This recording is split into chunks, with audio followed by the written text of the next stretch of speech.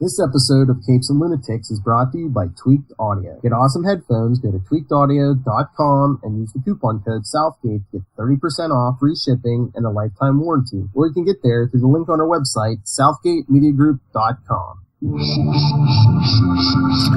Hello, everyone, and welcome to a Capes and Lunatics special.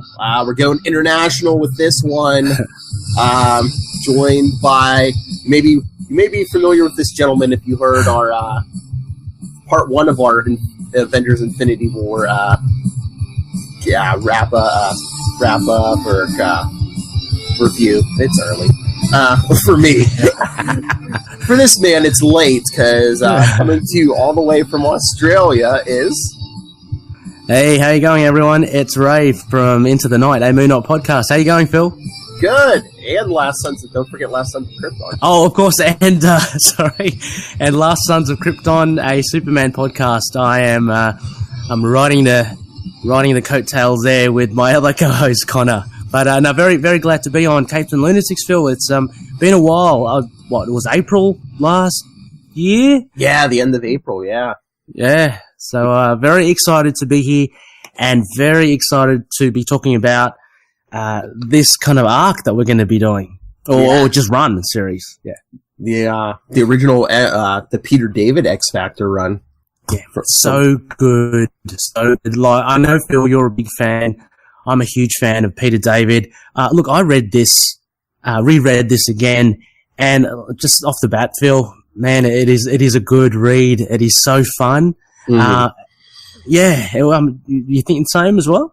Oh yeah, I mean we're talking the ones we're talking about issues 71 through like 83 from 1991-92. It's a mutant book, but of course it's Peter David, so it has to have the humor. So it kind of sets it apart from like the other mutant books of the time that a lot of times were very serious and. And I think we've got to say as well. So this recently came out as an Epic collection in the Marvel trade. So.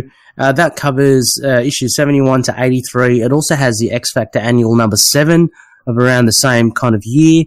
And I believe it also has War and Pieces as well, which is a 3-parter from the Incredible Hulk. So you get all of that in the Epic collection. Well worth spending for sure.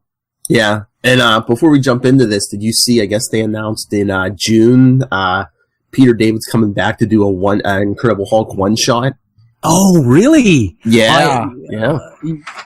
Phil, after rereading this and just falling in love with it all over again, I've been chasing a lot of Peter David's recent stuff. So I just picked up, I'd been following it for a while, Ben Reilly, Scarlet Spider, and I really enjoyed that. So I picked up one of the trades there. And I know we did another X Factor, all new, all different X Factor run. In where was that? 2014, something like that. 2013, perhaps.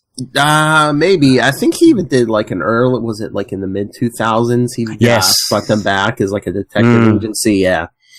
Very good. So been catching up with Peter David stuff. But no, that sounds exciting. An Incredible Hulk one shot. I'll be down for that. Does it have Dale McKean as well? Yes. Yeah. Does it? Oh, yeah. Brilliant. Because that's one of the highlights, I must say, of his run as well. Dale McKean, just absolutely brilliant artwork. It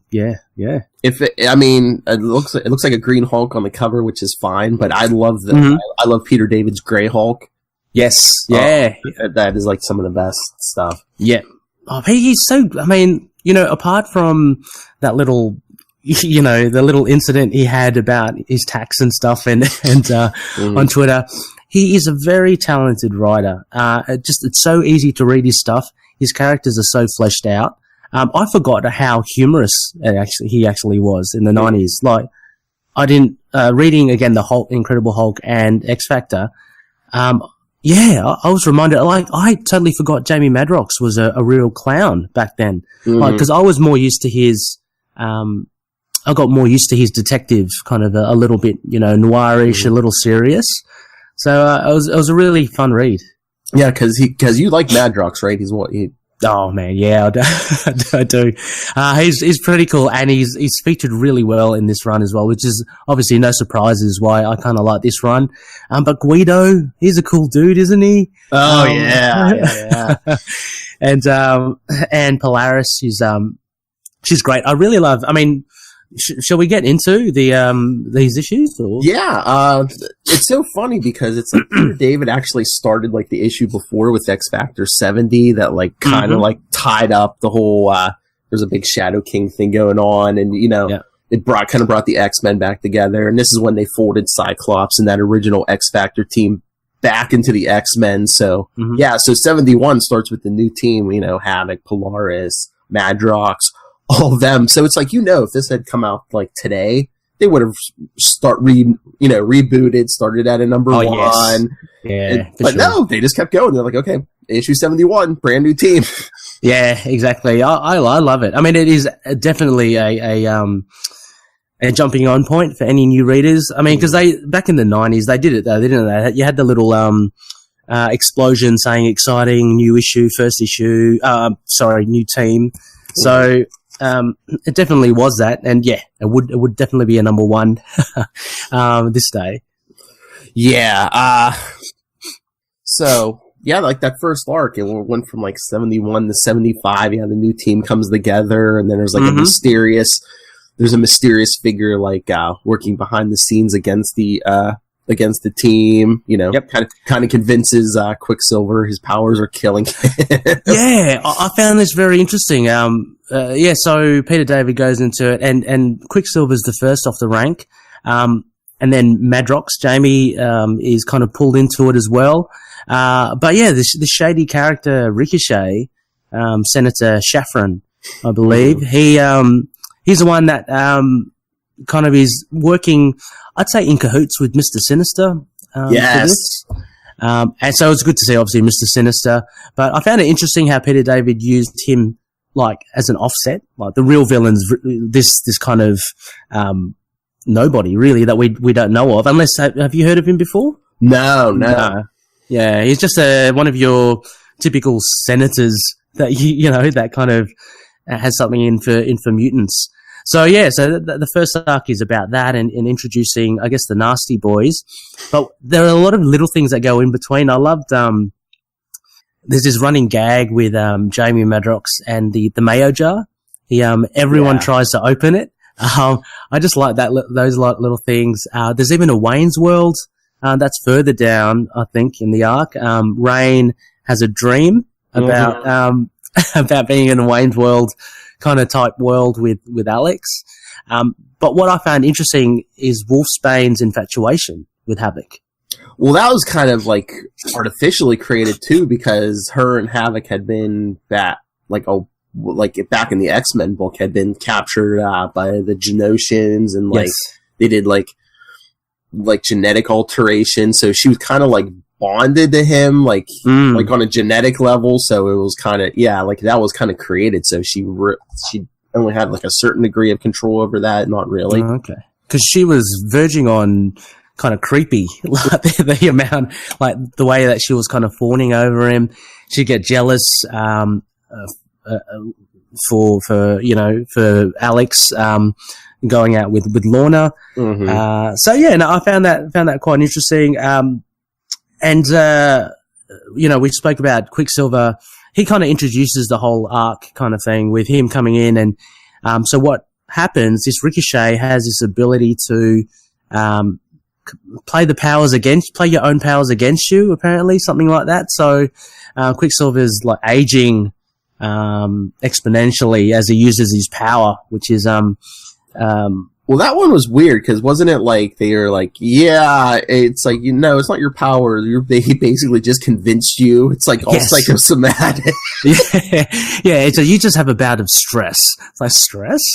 So it's very, very weird, because even Jamie's affliction turns out to be really it's like one of his doubles like working against him. Yeah, and this was really cool because it was the early version. You can see Peter David playing around with Multiple Man, and later on in the later series, he really does explore this whole thing about dupes, contesting against the Prime and different personalities and them doing different parts of Jamie. It's very, very interesting stuff.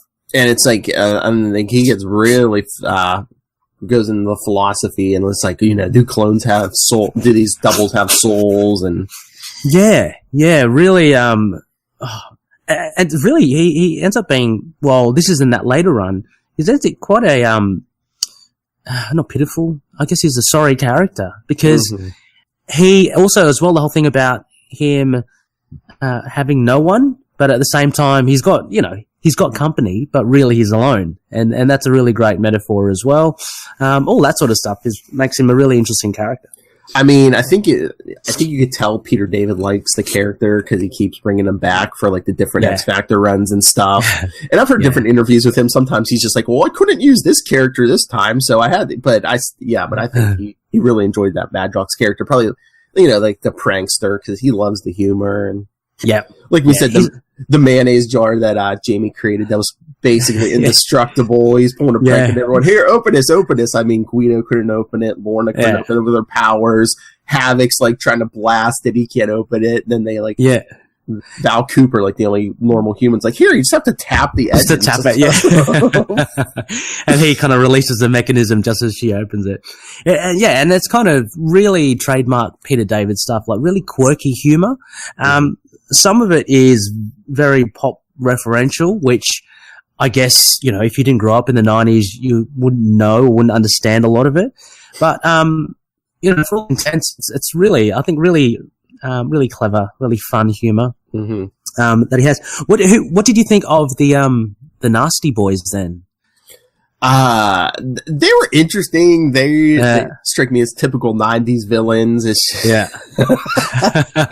Very, so, let's go through them. There was, Slab. I think he was the, growing. He can grow, I guess, and shrink. He's like the tough guy. Ramrod and Ruckus, they were almost very like Neil Gaiman-esque. They kind of were dressed in period pieces. I don't know if there was any reference there. Who else was there? There was what's his name? Like Fleabag or something. I probably got that wrong. What's his? I think so. Here, I'm cracking open an issue, but he's kind of like the typical 90s. Everyone has to have a Wolverine-esque character. Oh, yeah. I'm just so surprised. This is like a 90s issue, and we didn't get like one of those splash pages where, they put all their names on it, and they're all staring at each other. No. And then there's Gorgeous George as well. He's an interesting character. He's just like a big glob of, I don't know, jam or something. He's kind of like Cloak, but more viscous. Yeah, because like in issue 75, he kind of just like basically envelops Guido and almost like drowns him. Yeah, I mean these guys are quite fun. I mean, have you ever come across them again? I'd love to see them again. I'm trying to remember. A few of them may have shown. I can't remember right now, but they might have shown up in X books later. But just as the lackeys of Mr. Sinister. Yeah. Oh yeah, Mr. Sinister. I think like Peter David threw him in just so we didn't have like just like all these new and no name villains and stuff. But I mean, it makes sense because Mr. Sinister was always interested in the Summers family. True. Line. We have Alex in here, so yeah. But I think you're spot on. I mean, like Peter David does introduce a hell of a lot of characters here, and to be honest, it's not only just because I like Peter David's stuff, but he comes up with interesting characters. They're not straight away throwaways. I mean, we can talk about the Hell's Bells as well in the later arc. So as a side kind of mission or a job, Guido gets this kind of a letter or something saying that they have to basically protect this woman. Her name's Shrew, and she is part of a group, obviously a super villain group called Hell's Bells. And so Peter David again showing his creative flair. You have the likes of Briquette, Is that how you pronounce her? I think so. There's a volcanic. Like, there's a whole lot of. I mean, we're kind of going all over the place here, Phil.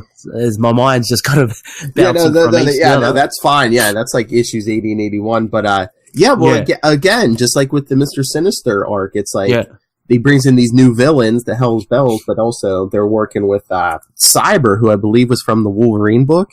Oh, was he? Okay. I think so. Yeah.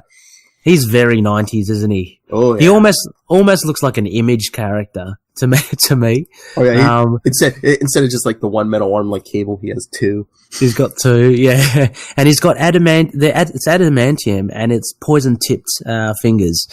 And so who does he prick? Guido? Guido, remember? Because he wanted them to turn over the Hell, what's her face? The one member of Hell's Bells. Shrew, yeah, that they got. She was like going to testify against them, and he pricks Strong Guy and says, turn her over to me or you're going to die. And so the government brings in like I guess a poison expert who makes up a cure. Guido's like, I ain't drinking that. He's like, that's right. Yeah. And Havoc goes, I can't ask you, because they had like had to create the poison before they could create the cure. So Havoc says, okay. Yeah, Alex drinks it. And he's like, I won't ask you to do anything I won't do. We'll both drink the cure. And then at the end of the issue, I think Quicksilver's like, were you stupid enough to drink the poison? And Havoc says, no. He goes, I dumped it out. I drank some tap water. Yeah. Well, when he first said that, I thought, like, wow, this is a great leader, a little bit foolish. But, that shows that he's with Guido, with his teammates 100% of the way. But obviously, realistically, you got to think it. And so I love that little touch at the end where Peter David just reveals that, of course he wouldn't do it. I mean, it's just a bit silly.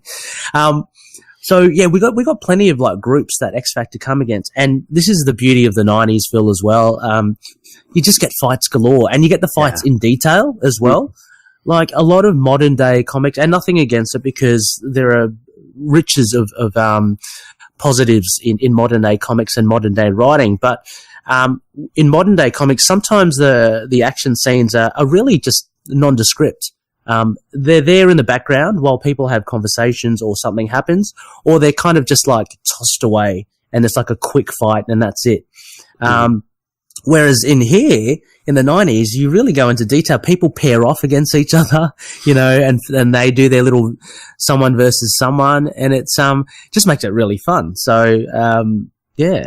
Yeah, I miss those days with like the extended fight scenes instead of like, in some of the books these days, you get 20 pages of dialogue and then a Bendis 2-page fight scene. Yeah. And again, as well, for many listeners out there, nothing against it. Like, love a lot of the modern, but it was just a different time, wasn't it? Yeah. And me and Ray are old men. We like our old comics. Well, if you can't watch the YouTube clip, both Phil and I, we're in rocking chairs, and we, we're on the front porch, and we're, slowly going grey. But but the thing is, I guess where I'm going at with these action scenes is that, so with X Factor, you get a lot of other groups that they come against. So as we said, you said the Nasty Boys, we saw Hell's Bells, but in between that, we get the Mutant Liberation Front as well, which is really cool. And again, a nice little wink towards X-Force, I guess. Even Cannonball makes an appearance in one of the issues. But that was really good, because there was a little tie in there as well. I think it's Thumbelina. She's the sister of Slab.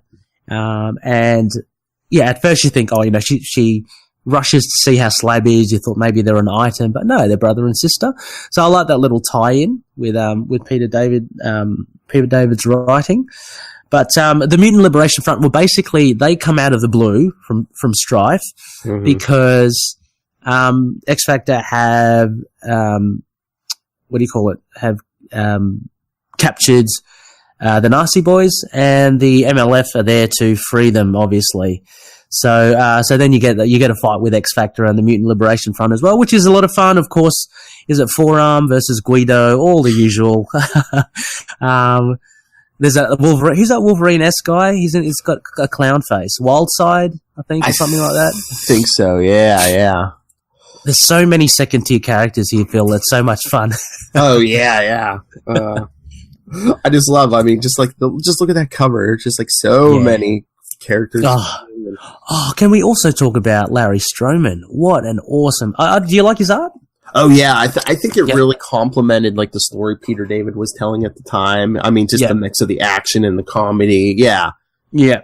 Oh, great. I didn't want to assume that you liked it, but I loved it as well. I think it's very memorable. Like, of course, during the time, you've got to remember we had Rob Liefeld, we had Jim Lee, Will Spataccio, Mark Silvestri, all the big guns. And Larry Stroman comes in, working on I think it's fair to say X Factor's a smaller X book at the time. Mm-hmm. X-Force, X-Men are the big ones, right? So he's come on board, but he's really stamped his imprint on it. His art's really cool. The facial, like the portraiture, is so spot on. Just really loved it. Oh yeah, I loved his art. Yeah, when I think about this time, that his art like immediately comes to my mind, and And I again, Peter David, I love that, he takes some of these, I mean, he really made some, like, well-known characters out of like, lesser-known characters, because before this run, like, I had known Jamie Madrox as, like, I don't know, he was, like, kind of, like, behind the scenes in some of these in a few X-Men books, like, I really didn't know him that well. Yeah. And he made him like a fan favorite character of mine. And even Guido, I mean. Guido's cool. He's basically just a bodyguard to a rock star. And then all of a sudden he turns him into a superhero. Cause I can't believe we didn't get to this yet. The press conference they have and, yeah, they're just like, who's that? And they point in the Guido. It's like, he's our strong guy. He's like, yeah, that's my name, Strong Guy. Yeah, that's right. That was so weird. I remember back in the day listening to, and I was a bit put off as well. I'm sure you were just going, that's not really his name. I was like, so Peter David's going to come up with a new name in like an issue or two, but no. Yeah. But he's such a cool character. Was he, so he featured in Uncanny X-Men before, right? Prior as Lila Cheney's bodyguard. I'm sure he rocked up. But he's really, as you say, he's really fleshed out here. He's, for those that don't know, and they should know Guido, he's such a cool character. He absorbs kinetic energy, and he has to release it, in blows and punches and stuff. Otherwise, he becomes disfigured. And that kind of explains his kind of semi-disfigurement at the moment. He's really kind of top-heavy, I guess we'd call it, Phil. Oh, yeah. And we find that, I can't remember what issue that was, but we find a bit of an origin for Guido, and he said that he was bullied at school, and anyway, his mutant power kicked in, and he didn't release it properly that first time. That's why he ended up with that massive frame. But he's a really cool character. I lost track of him after the 90s, Phil. I heard he went to hell. Do you know much about his Yeah, I think I'm trying to remember. It's been a while since I read it, but I think later on in Peter David's other X Factor run, like in the mid 2000s, like I think Guido joined Jamie over on the new X Factor, and eventually, there was a whole thing with hell. He I think he died and went to hell, and for a while he was like king of hell or something. Yeah, he ruled hell. Yeah, I don't understand that. He's most recently come back on board. You saw him, The New Mutants, right, by Matthew Rosenberg. Yeah, I didn't read that run, but I do know. Yeah, he was back. With, he was in that. Are you getting Uncanny X-Men? Yes, because he popped up briefly there, staked through my heart there in issue 12. He kind of didn't last too long, but hopefully he'll be back. There was a lot of our X Factor team in that Uncanny run, because Jamie Madrox keeps popping up. Guido was there. Lorna. No, she's not a part of it. What's happened to Wolfsbane? Do you know? Or no, she was in the New Mutants as well. I think she was in the latest run as well. Maybe. Okay. Yeah. I know. Like again, like in the mid 2000s. Well, she wasn't on that X Factor book. I think she was on one of those iterations of X Force. Where like Wolverine. Oh, that's right. Wolverine had like an X Force team. Yeah. So so anyway, as we're saying, like, so there's this thing of protecting Shrew. Obviously, you can really, can't you feel like there's a big fight with Hell's Bells, and then they win the day. But what Peter David does, he obviously starts feeding in new storylines in between the issues. And another interesting thing that come up, Phil, was the Rhapsody. I really like that name.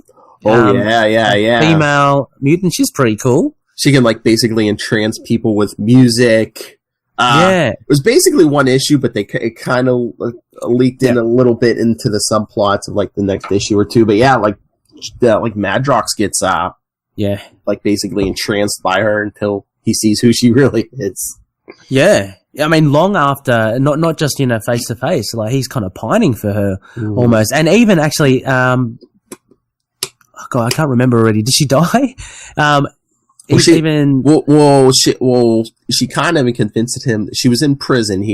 She convinces him to help her escape, but then once, because she was originally convicted of like a murder or something, and then she was like, because first she said she didn't do it, but then she was like, oh yeah, her and this old guy were her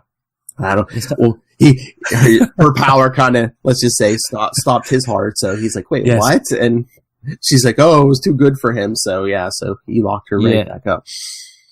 Oh, right, yeah, because I just remember, like an issue or two afterwards, you see him kind of almost like crying or grieving over her. So obviously, even knowing that she's a full-on psychotic person, he's still left with the ramifications of being put under her spell. So there was that. Oh, there was also as well, you mentioned Cyber. He was kind of introduced. He basically King hits Lorna on the street. Oh, and, so she ends up in hospital in a serious way, like wiring her jaw shut and all that. So she's kind of taken out of action for a while, which was obviously a strategic move from the Hell's Bells, because she's quite powerful, on par with Havoc, I'd say. I mean, Havoc's pretty damn powerful. Oh yeah. I mean, Lorna. Lorna's very powerful. The daughter of Magneto. Yeah. Is she I think she still is, because like back in the day they said she was, and then they retconned it and says no, she's not, and then I think they went back to she's the daughter of after with the whole Disney Fox thing. They were like, all of a sudden Scarlet Witch and Quicksilver weren't his kids anymore, but Lorna was. So because do you watch that show The Gifted on Fox? I've seen the first season, and I've racked up season 2. I want to watch it. Yeah, I've got it. So. Because they confirmed there that on there she is the daughter of Magneto. Oh, cool. Yeah. But her power set, though, is she as powerful as Magneto? I mean, is there a level of magnetism that you can... I mean, I think Magneto is usually the top level, but I think she's pretty close. I mean, if she's not there, I think she's pretty close. Okay.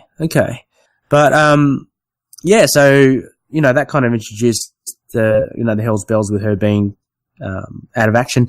Now, there's also a little bit of and we mentioned the Incredible Hulk, 390 to 392. Yeah. 3-part of War and Pieces. So this kind of is a bit of a crossover, and no surprises, Peter David writes both of them. So obviously he'd pick his characters from his stable to guest star. But there's with X Factor, there is just the one issue, which is issue 76. Yep. Just like a one-shot with Wolfsbane. And there's a little thing at the beginning saying you have to read the Hulk issues before. I think you can get away with not reading it. It's just like you kind of thrust in the middle a bit. Basically, they're in Trans-Sabal, like a Middle Eastern country, and there's a story with Wolfsbane and like a brother-sister, right? Or no, husband-wife. What was it? I know it wasn't. I think it was a brother and sister, because brother-sister. Yeah. Because the brother was Yeah. Did you like this one? Or? Yeah. Oh yeah. I definitely like this one. And like I said, I love Peter David's Hulk run.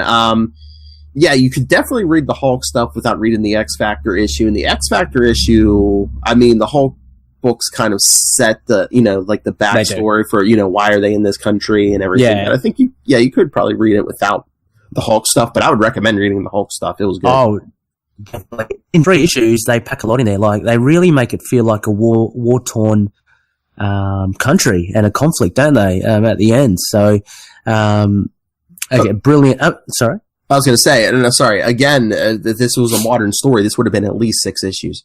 Yeah, for sure. But Peter David managed to pack it in. It was pretty tight, I thought. Yeah, I'm sure it could have been developed here and there. That Dictator, he was a bit of a wahoo, wasn't he? Yeah, I can't pronounce his name, but I've forgotten it. It's Farrock, something. Farnock, I think. He gets his kind of, he kind of gets his thing. But in the X Factor, run, basically, you can summarize it, Phil, can't you? Like, as in, the guy kills his sister, and that kind of sets Wolfsbane off on a dark path. Oh yeah, he kills his sister. I think it's accidental, but yeah, Wolfsbane kills the guy, and then you even see in the Hulk issue afterwards, she's just like, because she's very religious. She's like, what is she, a Catholic? She's like, I'm a bad person. I'm going to hell. Yeah, that's true. So I tend to forget sometimes how religious she is, but yeah, you're right.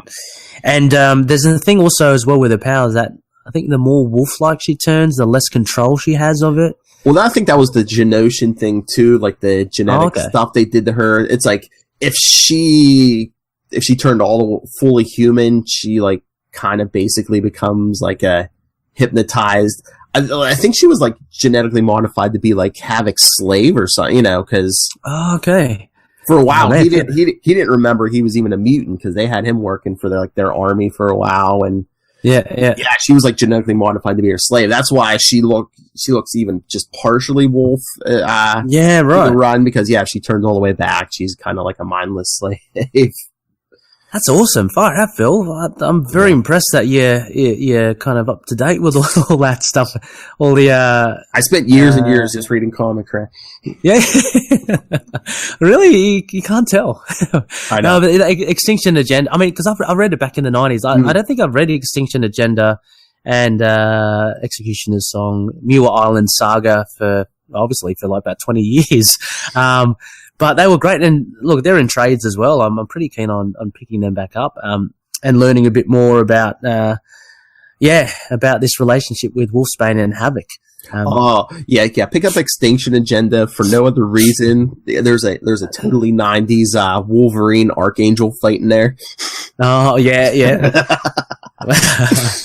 I loved it. My takeaway from Extinction Agenda was Cameron Hodge. I loved it. He was scary as not like I wasn't like having nightmares about it, but he was literally just like that human head, like on all the mechanized, very kind of scary. So yeah, do you rate Extinction Agenda or Executioner's Song?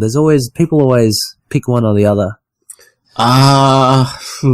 They were both like big multi-book arcs. I don't know. They were good for different reasons. Because was it Executioner's Song was like that's when we started going into like the origins of Cable and Strife and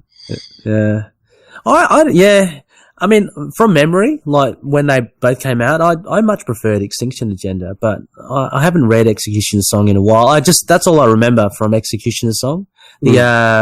The relationship between Cable and Strife, and isn't there the thing like, is the real Cable Strife, and well, I think they were originally going to go with Strife's like the son of Cyclops, but then they were like, and Cable was going to be the clone or something, but then they're like, no, we're not going to make the real one evil. So Cable's the real son, and Strife's like his clone. No, they should have. That would have been awesome. Jeez. But anyway, so issue 76. Look, this guest artist as well, Phil, Tom Rainey. I've never heard of him, but he draws a pretty evocative, attractive book, I'd say. Mm-hmm. And Kevin West, sorry. Tom Rainey and Kevin West. So that was like a one-shotty kind of thing, because in War and Peace's Hulk hurls Wolfsbane away into the air, and you never see her again for the rest of the 3-parter, except for towards the end. So this is kind of filling in what happened to her. Yeah, The Incredible Hulk, War and Peace is definitely worth reading. X Factor don't feature in it until parts 2 and 3. They feature the last page of issue 1. But look, you're looking at Dale McKean art, so, treat yourself, listeners. Yeah, because the Hulk story is very interesting because it's like, part 1, the Hulk and the group he's working with the Pantheon go into this country to like overthrow this dictator. So I guess he must have a deal with the U.S. government so they bring in X Factor. So there's a big fight between Hulk and X Factor, and then basically in the third Hulk issue, it's everyone versus this corrupt dictator because they see how bad he is. I mean, he's killing his own people. He even drugs X Factor's government liaison Val Cooper and. Yeah. Also speaking of Val Cooper, Phil, because I read the 3 of them after reading all of the X Factor in prep for this episode. And I got to say, really, Peter David, was a writer of his time then as well.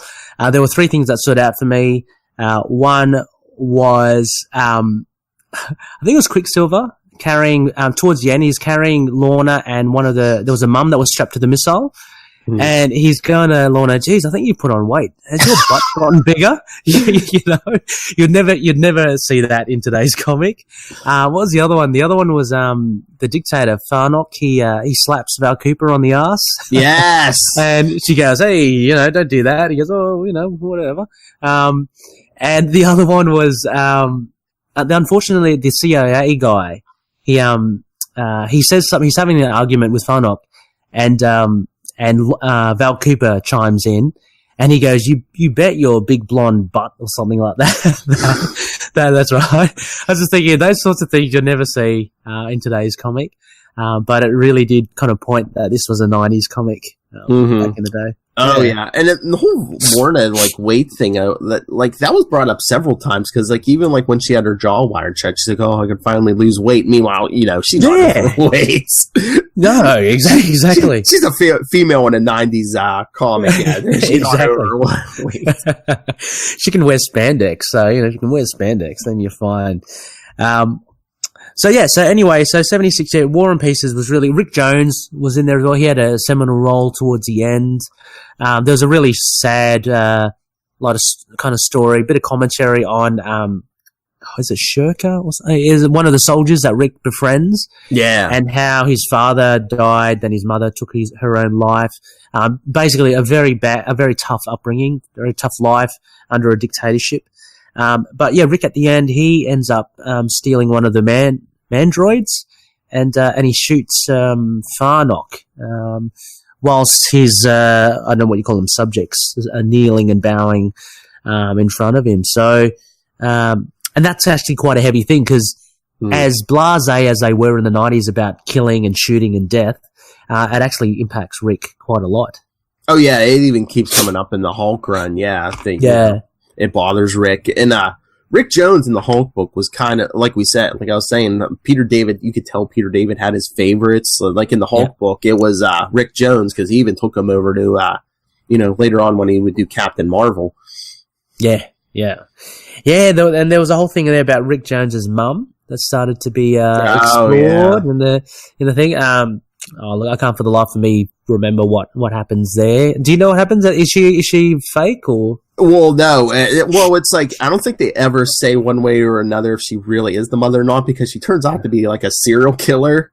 Oh, okay. Because I think Rick's like, I really don't want to know because worst case scenario, my mother's a serial killer. But there's a really cool panel of her that introduces her. Dale McKean really draws her in a very distinct way.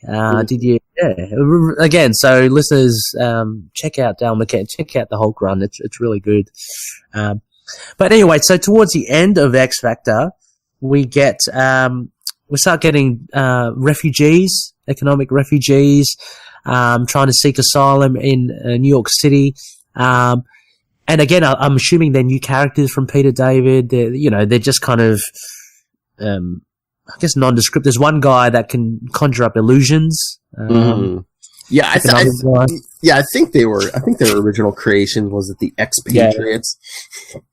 Expatriates, that's it. Yeah. but you get the likes of Sauron there, which is pretty cool. Mm-hmm. Yeah, and again another group, the Brotherhood of Evil Mutants. So, what was their role, Phil? They wanted to just try to intercept the refugees and maybe bring them towards their cause. That was the idea. I think so, because they're like, oh, America doesn't want you. Come join us, because Yeah, I don't know how well they were thought out, because at this point, I think weren't they being led by Toad? Yes, yeah, they were not the best, not the most inspiring leader. But yeah, then again we get the obvious fight, X Factor v Brotherhood, which is quite fun. Of all these stories, Phil, throughout this whole series, I'd say probably this would be maybe my least favorite. The X-Patient. Yeah. I mean, it was kind of slow. It was kind of slower. It was more, I believe it was more dialogue heavy and not as much action. So I can see that, but especially coming off arcs like War and Pieces and stuff. Yeah, of course. And again, this is just purely personal preference. They get a guest artist in. I think so. Larry Stroman takes a break. Let me see, who is it? Rurik Tyler. And yeah, kind of, I don't know, maybe, I don't want to sound too harsh, maybe by the numbers, by numbers, comic, but still has some good moments, I guess. Mm-hmm. It just, I've heard interviews with Peter David, and I think he even makes the point that's like, it seems like any book he goes on, eventually, he loses the artistic team and stuff, and even when when me and Charlie talked to him back in 2017, he even said, he's like, I think it was his second Captain Marvel series. He was like, yeah, he's like, or maybe it was the first one. He's like, yeah, I wrote all these scripts because I had Criss Cross. He's like, and then Criss Cross left, and like, it was a different artist with a completely different style. So he's like, he thought the story suffered. Because he was like, ew, they were written for completely different artists, so it seemed very weird. Yeah, that could be the case here as well. I mean, it's well written. It's just, I don't know, maybe the art just doesn't do it for me. But yeah, so this obviously leads into Executioner's Song, right? Yeah. So this is kind of leading into, and it's a kind of a strange one to finish on. 83 for one to pick, because I thought they would have.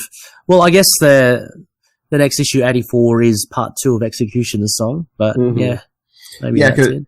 Because what is it, like 2 or 3 issues of X Factor, I think, are part of Executioner's Song, and I think even one of the issues there's not in. I don't think X Factor's even in it. Oh right, it's part of the crossover.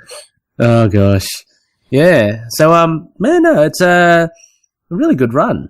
Oh yeah. Yeah, really, really enjoy it. Any other thoughts on the overall? Just like, we didn't mention the running joke Peter David had. What was that? Professor Vic Chalker, who... oh, yes, of course, yeah.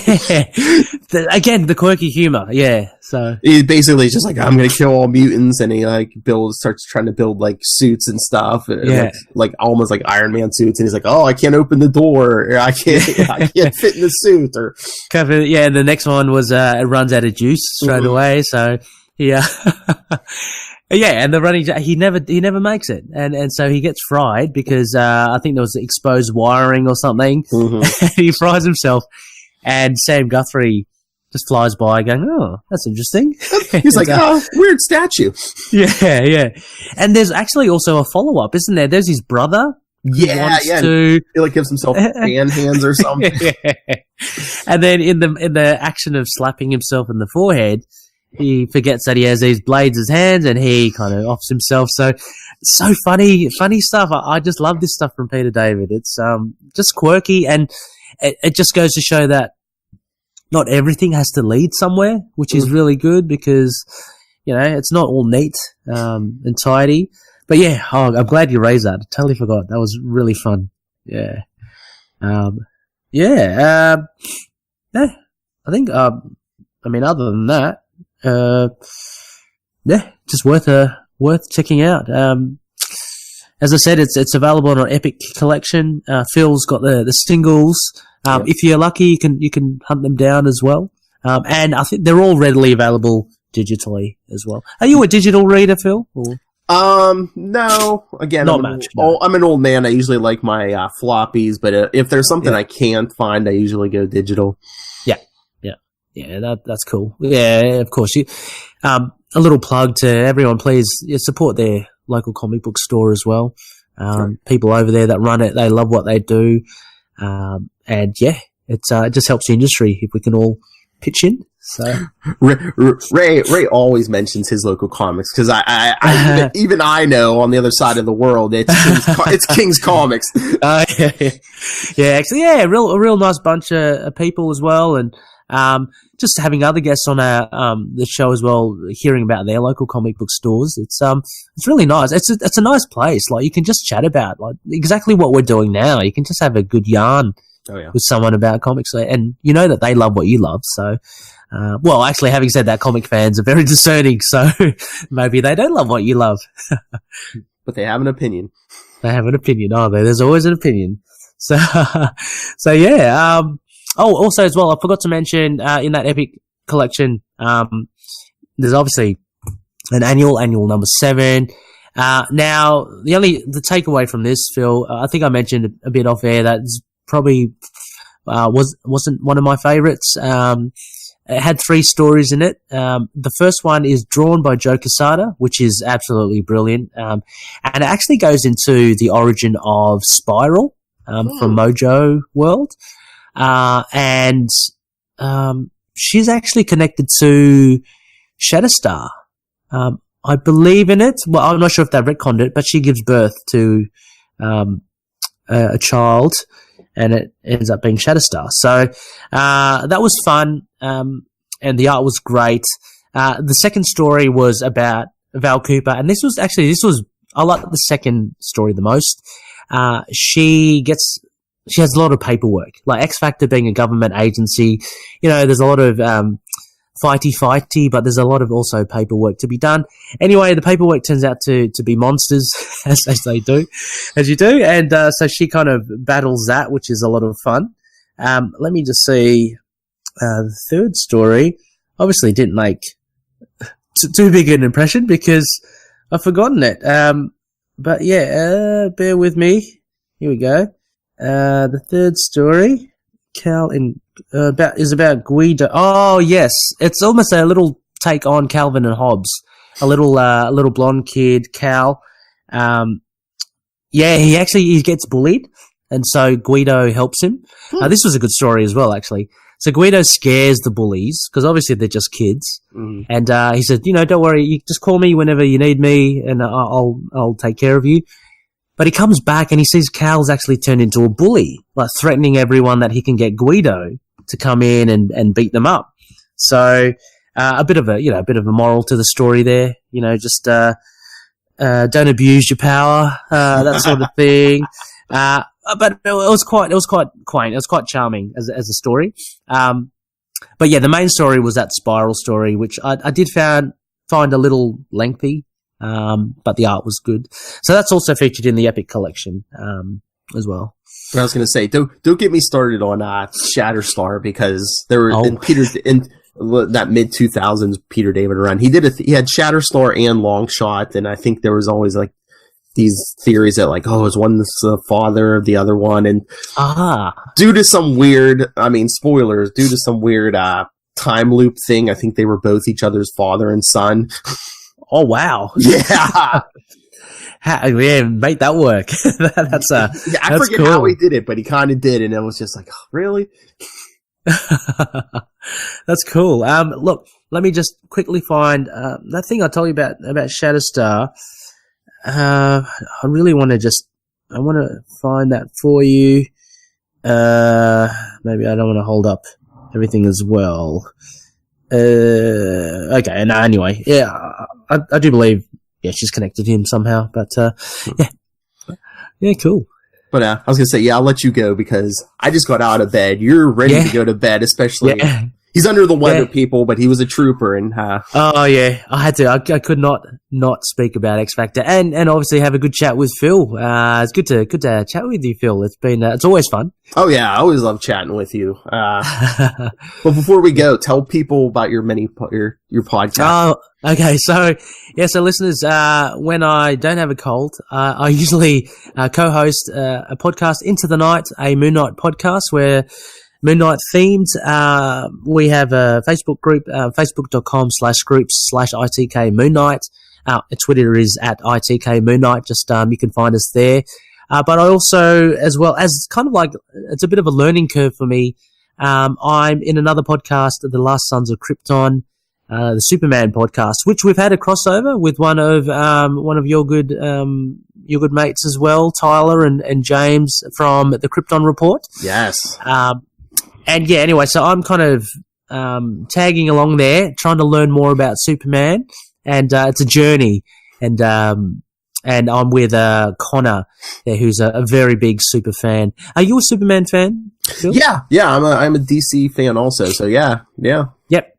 Excellent. Been listening to every episode. It's good. Yeah, lovely. Cool. And well, we've got a couple of juicy issues to look at as well, courtesy of yourself, Phil. I know you're a big Nightwing fan. Mm-hmm.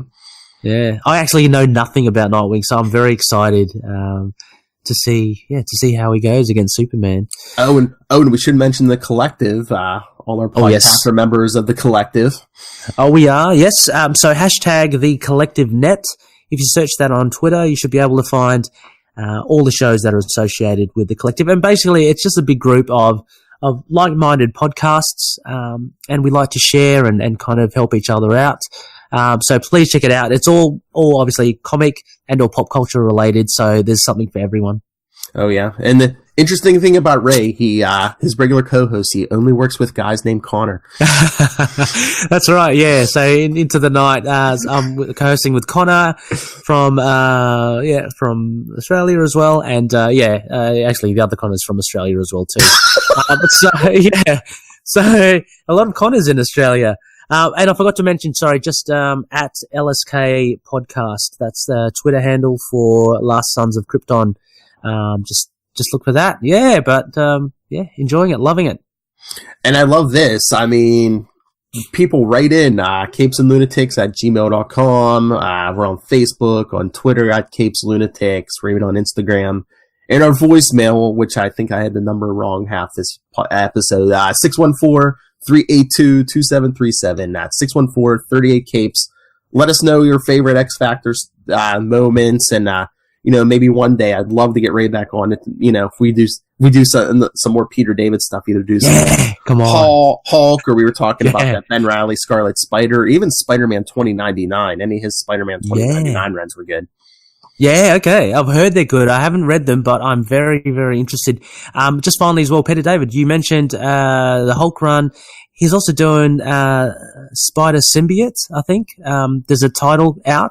It's Spider-Man in the Black Symbiote suit. Oh, yeah. I'm definitely getting that. I think that is next month even. It's Symbiote Spider-Man, I think. Yeah.